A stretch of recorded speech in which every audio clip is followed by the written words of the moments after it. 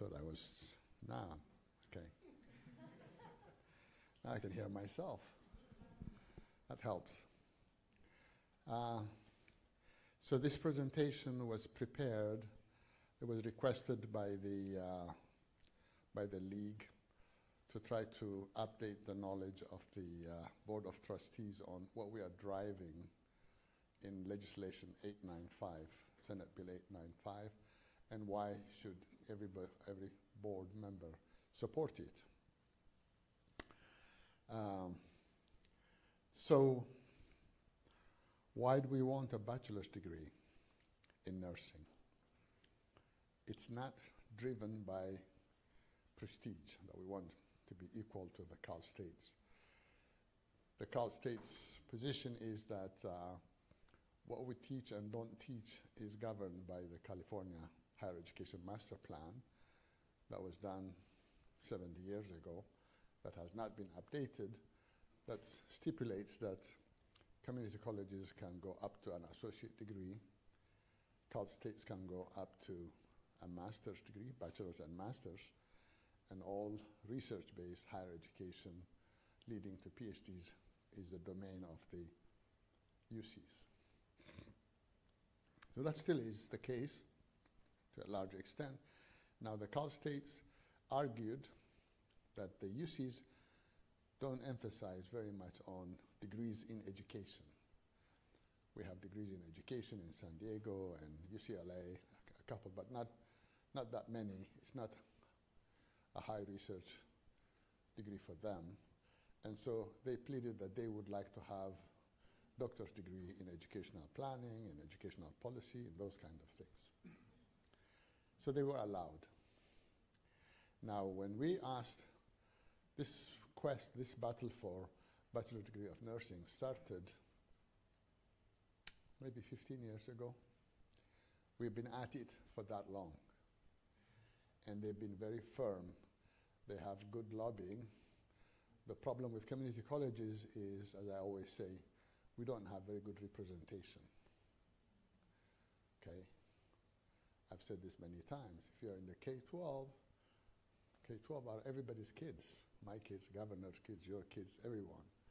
So we have a strong representation in Sacramento. If you are in the Cal States, you belong to the middle class. You're well represented. If you are in the UC, you are the upper middle class, you know, and therefore you have almost 100% voice there. If you are in the community college, we are voiceless. We represent the underserved. We represent the voiceless. We have most of our folks coming from low socioeconomic status, and many of them may not have been to college, and therefore don't even know how government works. So our presence, our voice in lobbying at the legislature, whether it's in DC or Sacramento, is weak. So they've been trampling all over us. So then we came, after so much fighting, they said, okay, only in those areas that are not given in the Cal States, they can look at it, because they can also say, yeah, we are planning to do that and get us off. So we have now today 30 baccalaureate degrees in career technical education that are not in the Cal States. So there's a bachelor's degree in automotive, there's a bachelor's degree in dental hygiene, bachelor's degree in respiratory therapy. There are a number of areas where they are not in the Cal States, and they are not going to do them in the foreseeable future, so we've been allowed to do that. We are allowed to do that also because the workforce demands it. If we don't prepare our students to do that, then they won't be ready for the high-paying jobs. Now, as a strategy and philosophy, we've been trying to shy away from this notion that community colleges only prepare people for entry-level jobs, for labor jobs, for low-paying jobs. okay, that nobody wants to do. All other high-paying jobs are going to a different class of people. So we're trying to move away from that by saying that we want to move towards high demand, high skill, and high pay. And the best example of that is nursing. Even with the associate degree that we have, every nurse that walks out of our door has a starting salary of $75,000 a year. That's an immediate exit from poverty to the middle class. If we move them into a bachelor's degree, they'll walk out the door with $100,000 as a starting pay. Okay, so this is, you know, not just an educational, but it's also an ideological. What do I mean by that? It falls into the ideology of our commitment to equity and social justice. Okay, we're trying to create path for the trodden towards social and economic mobility. So that's why it's important for us. And Riverside Community College District has been very much committed to that goal. And so we took it upon ourselves on behalf of the state. And I say that, and I made it clear to everyone, we're not fighting for our nurses here, our nursing department, to have the bachelor's degree.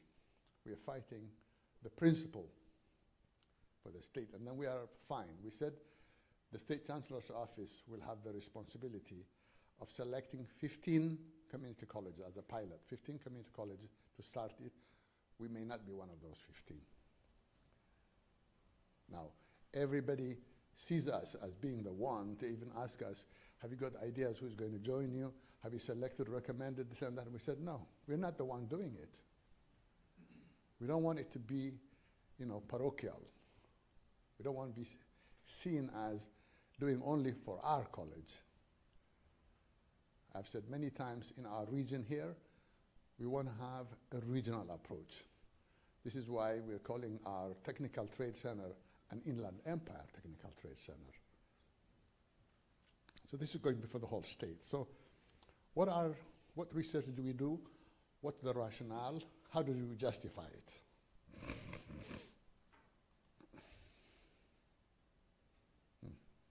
There we go. So it will help us to look at the present, the current landscape, the demand for nurse professionals, the RN output. Now, I want you to know that RN stands for registered nurse. It can mean the ADNs, they are registered nurses. It can mean the BSNs. It could be the MSNs. They're all, in the end, registered nurses at different levels. And then the trends and the rationale. So what do we have today? Today we have 77 California community colleges that offer ADN programs. Okay, so we are one of 77. We are the second largest in the state, following Fresno. 27 of them are nationally accredited. Now, to be able to be elevated to give a bachelor's degree in nursing, you have to be nationally accredited. So we're already nationally accredited, and there are 26 others who've done the same. California community colleges play a significant role in nursing education. Now, there was a time when I first came here, maybe 17 years ago, we used to say 70% of all the nurses in California are trained in community colleges. Now, that picture has changed. But nevertheless, we still play a big role. So many aspiring nurses begin their education at community colleges because of affordability. Now, even that was not easy.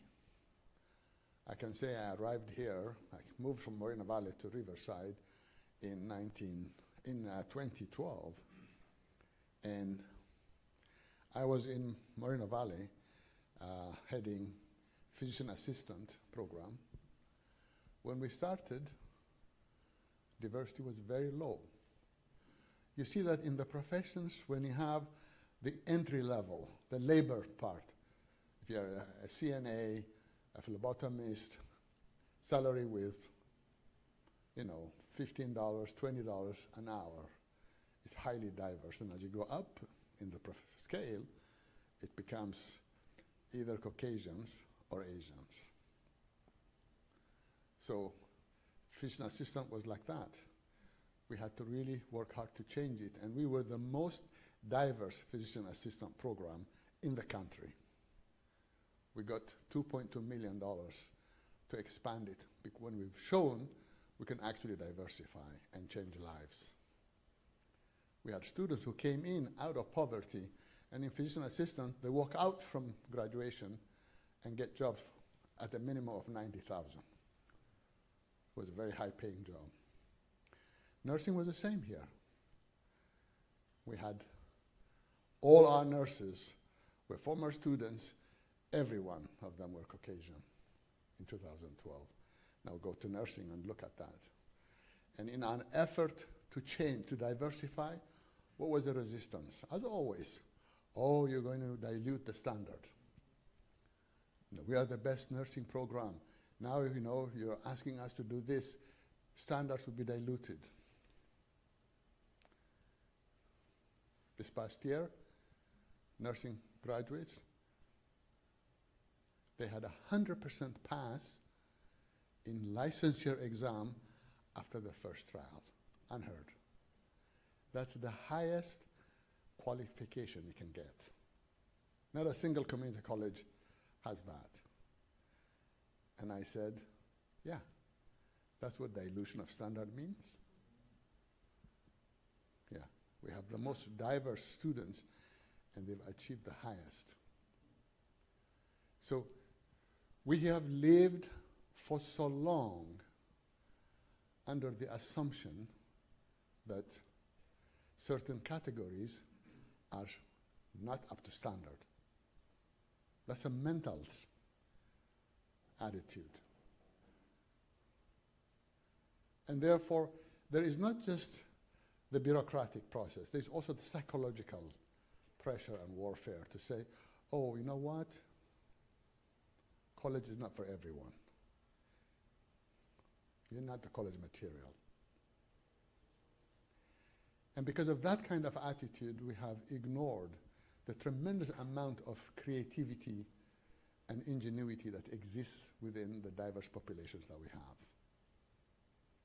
So it's very important that we have, we've opened the door, and now we've managed to diverse our population. We've shown that many of them can excel. And so because we were unable, in this 10, 15 years of struggle, because we were unable to get our own BSNs, we pressured the Cal States that we can partner with Cal State San Bernardino and Cal State Fullerton, that our students will complete all their education on campus, but we will give them the last year and a half to take it online, because they only need some pedagogical courses. They can take it from Cal State Fullerton and Cal State San Bernardino. We've already graduated close to 300 BSN degrees through that collaboration. And we were the first in the state to do that too. So in the nursing education, you get the license for your clinical.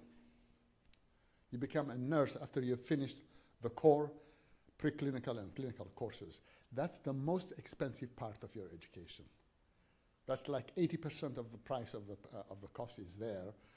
The rest of it are pedagogical, like you take political science, sociology, history, because the courses you add to become a BSN are, management, psychology, public health, and a few other social science, sociology. And so we already have the most expensive infrastructure. It's the same thing. We have better infrastructure than Cal State San Bernardino in our nursing program. So our argument has been the infrastructure already exists. That's the most expensive thing.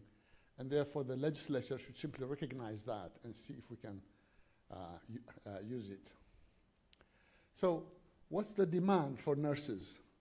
According to the Bureau of Labor Statistics, the projection in the coming 8 years or 7 years, up to 2031, the RN workforce expect to grow by 6%, okay, which means it will grow from 3.1 million to 3.3 million. That's a lot of nurses. That's how many we have in the US. And so the increase is going to go up to, the added is 195, 400, about 200,000, let's say. And the Bureau also projects that the average age, or at least 25% of our nurses today are above 55 years old, 55 and above, which means they are going to be retiring rapidly. So when you factor that in, we're going to need an additional 203,200 openings for RN each year through that period for retirement and workforce exits. So that's in the US. In California, I said in the US we have 3.1 million. In California we have 325, almost about 11% of the national.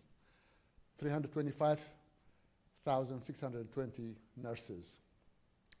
And in California, it's expected to grow even higher. It's estimated that California will experience a shortfall of 44,500 registered nurses between now and 2030. Okay? 2030 is only 6 years away. That's how many nurses we have to add to keep our health care. Over the past 30 years, there has been nationwide push to increase number of nurses holding BSNs to 80%. This is why we are no longer producing 70% of the nurses, because all hospitals now try to raise the standard and want to have, today they are about 50%, they would like to have 80% of their nurses to be BSN holders. So if we don't start preparing our own nurses, pretty soon they will not be needed. So what's the output look like? Here's the curve. So if you take all the nurses together, whether they are ADNs and BSNs, you can see that the private sector is contributing 7,854, which is 53% of the total share are coming from private schools. The community colleges are producing 4,749, which is 32%. 17 schools in the Cal State produce only 13%.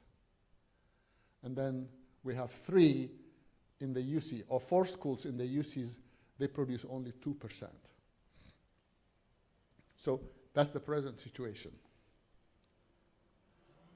If you take only the BSN, not all of us, just the BSNs, of course we are not producing. Yeah.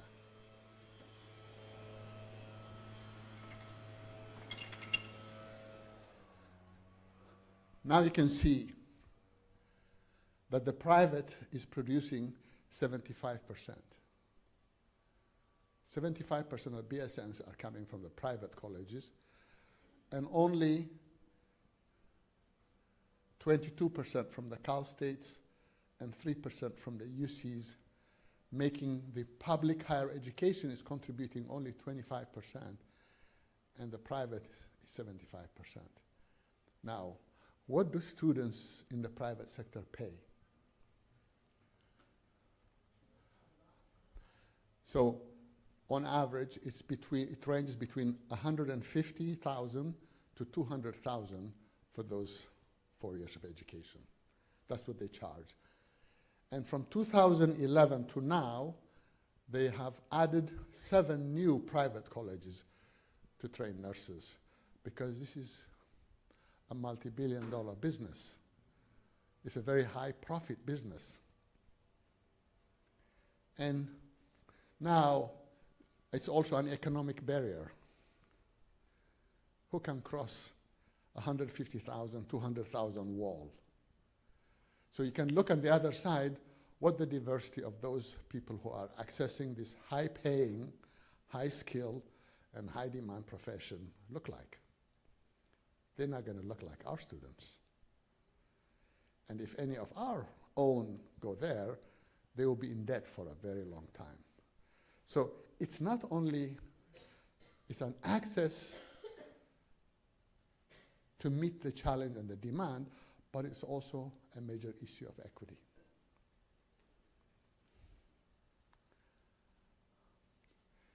So this is basically what I said. So here, the lack of capacity and access to the public BSN programs has been the main contributing factor to 70% increase in private BSN programs and 78% in RMBSN. They take all our ADNs into the private and charge them another $50,000, $60,000 to give them a BSN also. So what do the trends look like? So this is the present. What does the future look like? Well, increasing demand for BSN versus ADNs. More and more hospitals will want to hire only the BSNs because they want to have 80% of their employees, of their nurses, to be BSNs. Significant segment of the nursing workforce is nearing retirement.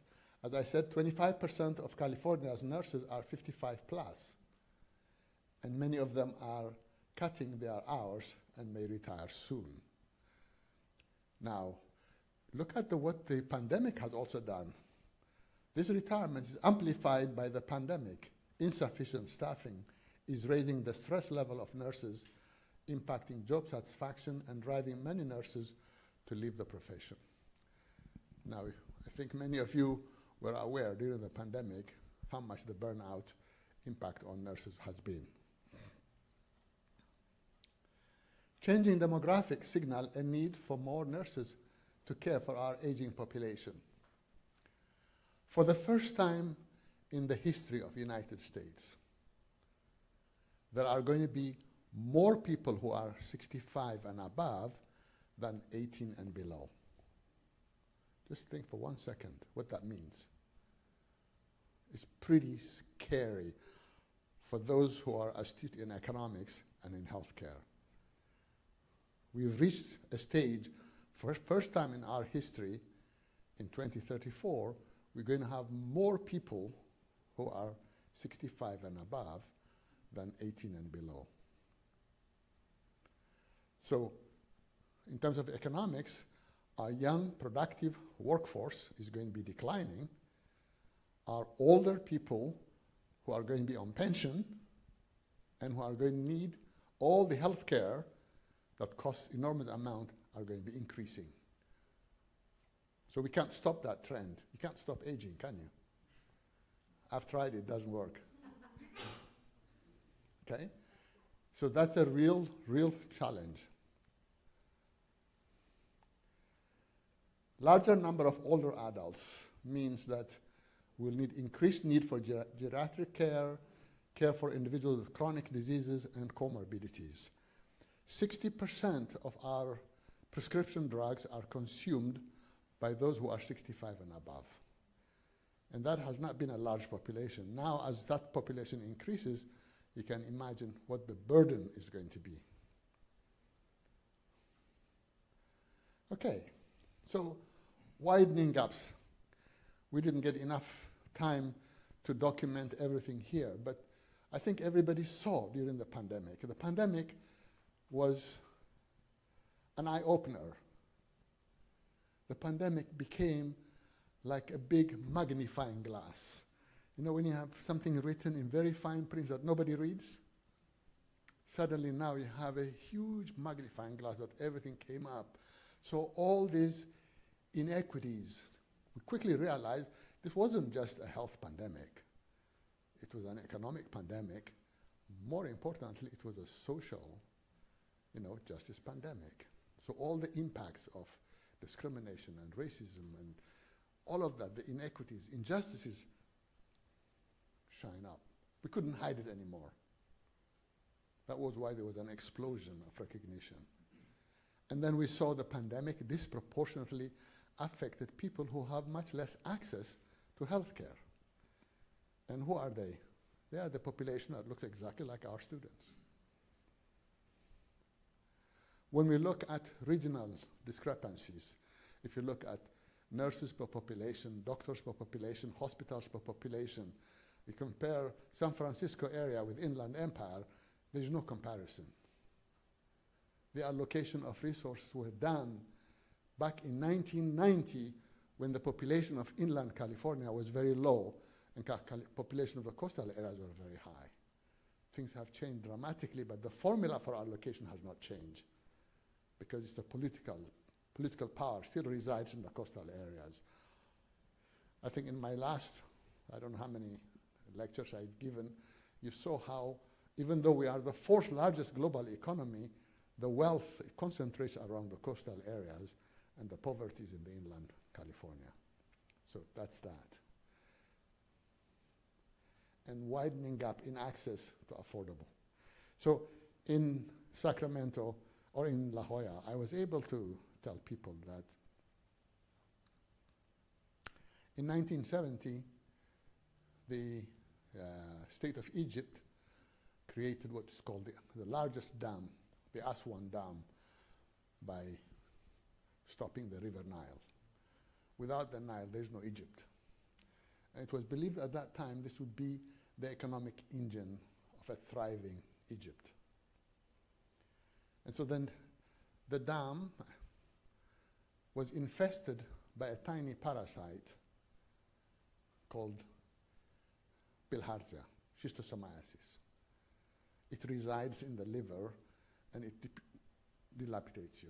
You get weakened, and so people could not work all the hours. They are sick most of the time. They are absent. So the economic, treating the entire basin would cost $500 million. This is many years ago. Probably today that would be $2-3 billion. Okay, so experts said that it's going to cost $500 million to treat the whole and wipe out the parasite. Who would give a loan to a poor third world nation $500 million? Nobody. So instead, the USAID, the European Union give these small riffraffs every time so you can continuously be dependent. Okay? Aid that never solved the problem. So I said to them, we are not sick because we are poor. Just make those distinctions. We are not sick because we are poor. We are poor because we are sick. Do you catch the difference? We are poor because we are sick. Now, to wipe out bilharzia would cost $500 million. The opportunity cost to productivity was $11 billion. So a good economist would say, well, hey, we give you $500 million, you're going to produce $11 billion. So you'll be able to pay your taxes and create productivity. No, they wouldn't give you that money. This is how many nations are kept perpetually dependent. So we look at this in third world countries, it becomes very vivid, but it's basically the same here. Even in California, if we don't make the investment to help create a healthy, vibrant population, we pay it in by the opportunity cost that we are losing. So it's very important for us to make that investment and make it before it's too late. So when we proposed SB 895, which allows community colleges, 15 of them as a pilot, to have a bachelor's degree, and the restrictions are our students cannot be more than 25% of those we already have, or 35, which is the breaking point per class, whichever one is higher, and it should be budget neutral. So all of that is fine. What's the rationale behind it? The rationale behind it is that SB 895 recognizes the magnitude, gravity, as well as the urgency of our healthcare needs. California is the 4th largest global economy. It can't remain competitive if it doesn't take care of this. It's a threat to our own economic competitiveness. So that's the first recognition. It also recognized the existing limitations of the Cal states and the UCs to adequately contribute to meeting the need. We've shown the data. They can only produce 25%. Most of it is going to the private. So this bill recognizes the limitation. It recognizes the availability of the most expensive infrastructure for nursing education, which is the preclinical and clinical, that's existing in the California community college system. Because the question is going to be, it's very expensive. We don't have the money to invest. This bill recognizes we already have that infrastructure.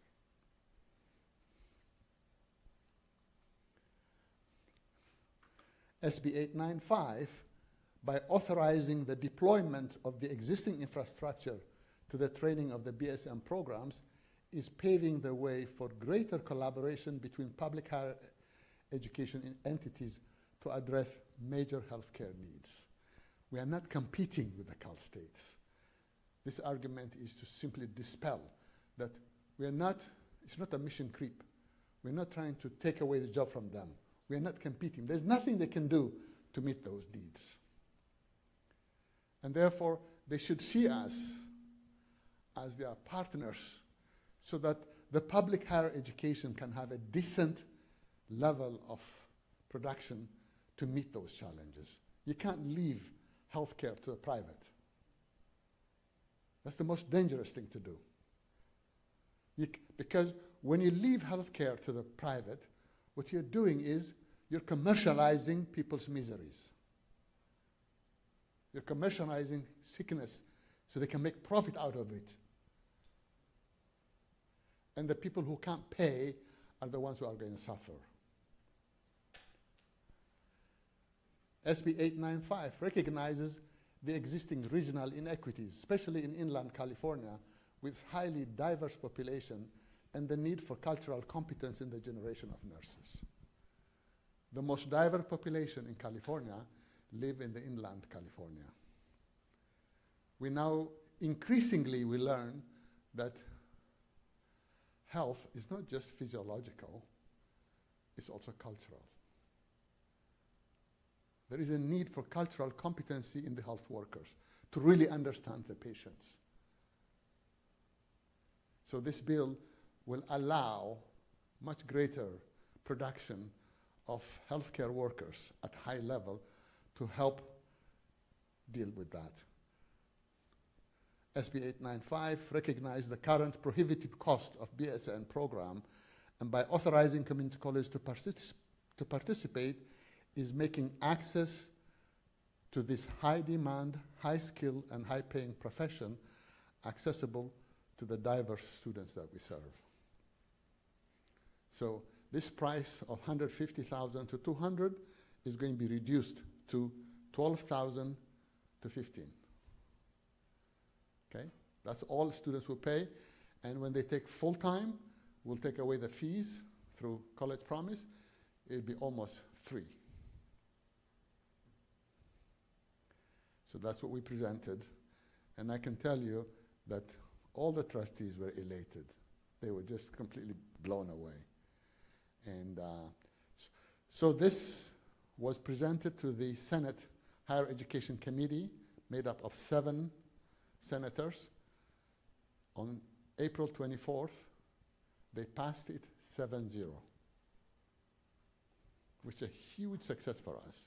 In spite of all the campaigns from the private colleges and the Cal states, it passed 7-0. Now it goes to appropriations.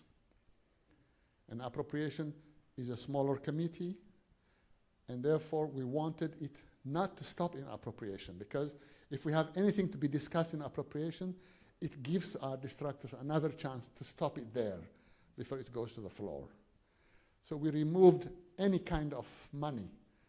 Originally we said we needed, like everybody else, $75,000 per college to develop the curricula, which is a rational one. But then when you multiply 75 by 1,500, it became close to 2 million. So it has to be discussed by Appropriations Committee. So we removed it. So we will do the curriculum ourselves. We don't need money. So we took away all the money so that now in Appropriations Committee, they will simply say, well, no money is asked. Appropriation Commissioner will pass it on to the floor. So we are hoping that by August, it's going to be at the floor, and this is why we want to mobilize 450 trustees to bombard their representatives to support it when it comes to the floor. Okay? So congratulations, Riverside. This is your work. It's RCC's work, and it's your work for the state, not so much for RCC alone. I think that's why it's noble. That's why people appreciate it. We are not parochial. We're not fighting for our colleges. We are working hand in glove with the State Chancellor's office, and we've told the State Chancellor's office, we're okay. Whatever the criteria is, if the criteria says that we don't qualify, that's fine. I mean, the rationale is going to be that they are giving this pilot 15, and they are going to scrutinize, and they would like to make the argument they couldn't do it. And so it behooves us to select the best colleges that we have to be in the pilot so that we can prove to everyone we can actually do it and then expand it. So that's what the logic we are going to put forward. But yeah, already now, I had trustees from San Bernardino who came to me and says, well, if we're only given one, will this go to Riverside or to San Bernardino? I said, what do you think? We don't know. I said, make your case to the State Chancellor's office. But I said, let's think beyond that. Okay? We need to outgrow this myopic, provincial, narrow thinking. We can't grow if we think that way. So this is one great thing that come from RCC to the state. We had the military articulation platform, Create for Prior Learning, that was developed in Norco, that has now gone out to 77 community colleges, and we've given that to the state also to run it and take the credit for making it a statewide program. So this is another major thing that we are trying to do on a regional and statewide level. Okay? Questions and comments?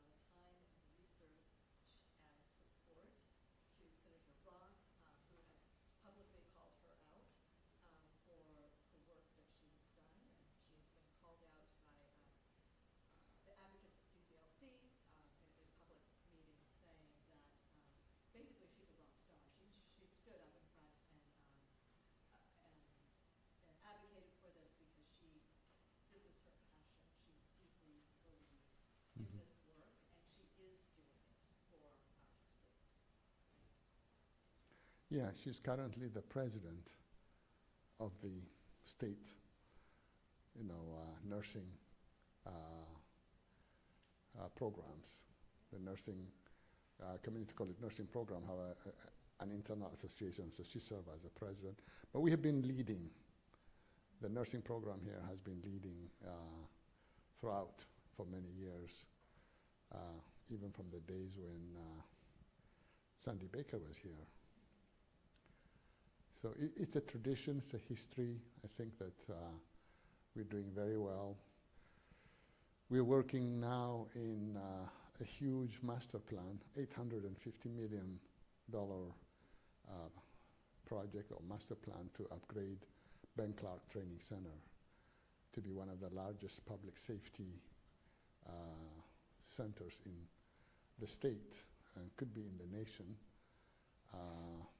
So it's a big planning team, 39 of us there with CAL FIRES, the sheriff, the emergency medical services, EMTs and paramedics, and soon to bring in the FBI and the Homeland Security all to the same campus.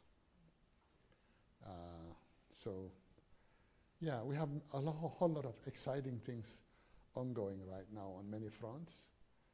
And we've already secured the land in Harupa Valley now for the Inland Empire Technical Trade Center. We're crystallizing what it will focus on. We're not going to be able to answer all the questions right now because this is going to be a very creative, innovative workforce development center, not just for the workforce of today, but for workforce of tomorrow, which means we are going to be planning for job descriptions we don't even know yet. So it's going to have kind of a limited scope. The 4 key areas are going to be logistics and transportation, healthcare, building and construction trade, and then technology in general that infuses in every one of them. Technology and all the basic, English and math and whatever people are going to need to be able to move from one to the other. So those are the 4 key legs. So that's also on the rise. So I think that the future looks good for us. By the way, those of you who have not seen the dorm that's being built in UCR should go and see it. I don't need to go there because they gave me an app that I can see it from my office live, but it's almost my height now. So it's coming up. It's going to be ready July next year. It's going to be 2 7-story buildings, 655 beds, and half of those will belong to us. So that's another major landmark, not because we have largest number of dorms that any community college has. So it's not just basic need. Okay? I just want us to think we are weaving our fight for social justice and equity in all sorts of ways. That project is more intended to break down psychological and cultural barriers. This project is done to break down the economic barriers. But many of our students who are good in school don't even want to think going to a UC system because they think it's not for them. They've always been told it's not for them. And don't waste your time. You're not going to make it. Now, this project is going to allow them complete immersion into a UC system. They're going to be living with UC students. They're going to have access to everything a UC student has. They'll have access to the library, to the gym, to the swimming pool, to the cafeteria, whatever. They will be exactly like any other student in the UC system. And the Board of Regents understood that. And so when I made the case, I stated that the rationale and the logic for creating land universities was to democratize education, was to move away from the highly selective Ivy Leagues. Universities were led by the Ivy Leagues, the Princetons, the Yales, the Harvards, with very small number of students that's intentionally, by design, highly selective for the future leaders of the country. So these universities became mega universities because it was intended to democratize education. To a large extent they did. It's still selective. They're still ranked by their degree of rejection. So we said this is intended to address issues of equity and to tear down those kinds of barriers. And some of those members of the Board of Regents really appreciated it, because I met some of them at a later event and they said they liked the logic. That was why it was a unanimous support for it. So that's another landmark for us to continuously be strong in relentlessly and unapologetically to continue to fight for equity and social justice. Okay, I think I'm done. I will have another presentation today, and this is by demand. Normally I would say I wanted to speak, but I think it's the student success teams who wanted me to talk about my perspective on what I see and how that should evolve if we are going to continue to increase our access, to address our strategy of equity in access, equity in success, and equity in support. So I think it's going to be somewhere here at 2 o'clock. So those of you who are able to come, you're welcome to the discussion. Any other questions, comments, concerns? I hope you're all excited about being part of something bigger than just your daily work.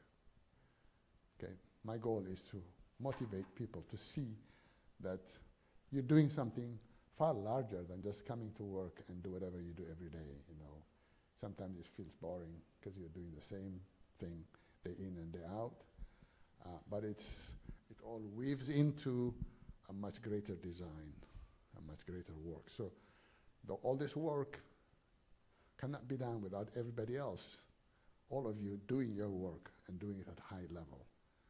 Okay, it's not done at the level of management. So the drivers are going to be basically the faculty, first and foremost, and the classified professionals. They're right at the front lines.